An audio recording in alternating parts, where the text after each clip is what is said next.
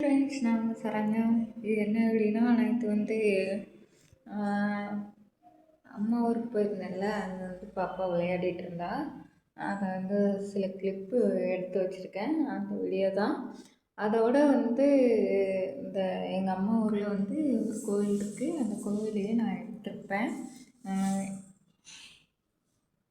அதையும் பார்க்க போகிறீங்க. வாங்க வீடியோஸ்குள்ள போகலாம். இந்த இடத்த அப்படியே பாருங்களேன். இசக்கியம்மன் கோயில் அது வந்து பாருங்க, ஆலமரம். இந்த இதுக்கு ஏத்தாப்ப பார்த்தா தான் எங்கள் அத்தை வீடு இருக்குது. அதுவும் லெஃப்ட் சைடில் ஃபஸ்ட்டு வீடு.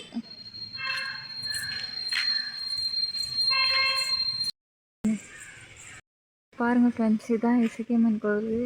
புதுசாகவும் கட்டியிருக்காங்க. பார்த்தீங்களா, இப்படி நல்லா இருக்குல்ல.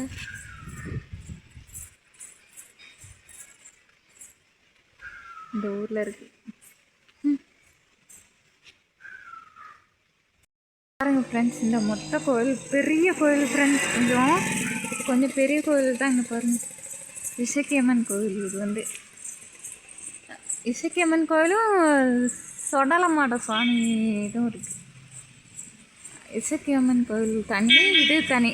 இந்த கோவில் தனி தான் ஃப்ரெண்ட்ஸ். பாருங்கள் ஃப்ரெண்ட்ஸ், என் செருப்பை போட்டு நடக்கிற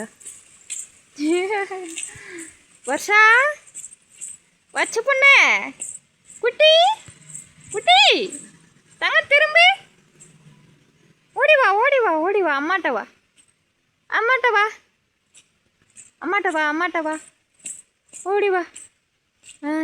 இப்படி நடந்து வராங்க பாருங்கள் குட்டி பொண்ணு. வந்துருங்க வந்துருங்க. பூ வச்சா பொண்ணு எப்படி நடக்காங்க பார்த்தீங்களா, சரி போட்டு.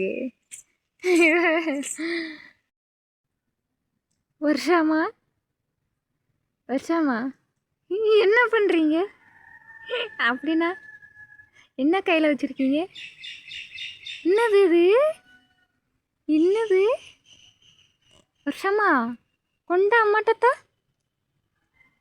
வந்துருங்க. அப்போ அச்சோ காட்டலா. அச்சோ பாருங்க, என் பொருளை பறக்கி தர. அச்சோ இதெல்லாம் இருக்கக்கூடாது. ஆய் சரியா தப்பு. பார்த்தீங்களா, தான் சொன்னோன்னே என் பிள்ளை எடுத்து தரா பாருங்க. இவளை பார்த்து எல்லோரும் சொல்கிறீங்க.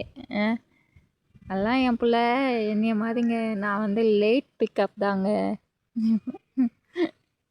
நான் வந்து லேட்டு பிக்கப் தான். என் வயசுக்கு தகுந்த நான் இருக்க மாட்டேன். உங்களுக்கு தெரியாது, நேரில் பார்க்குறவங்களுக்கு தெரியும்.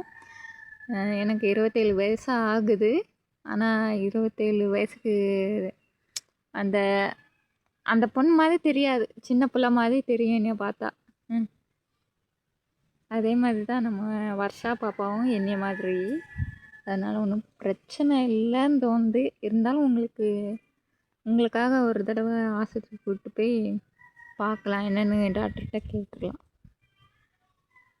ஓகே.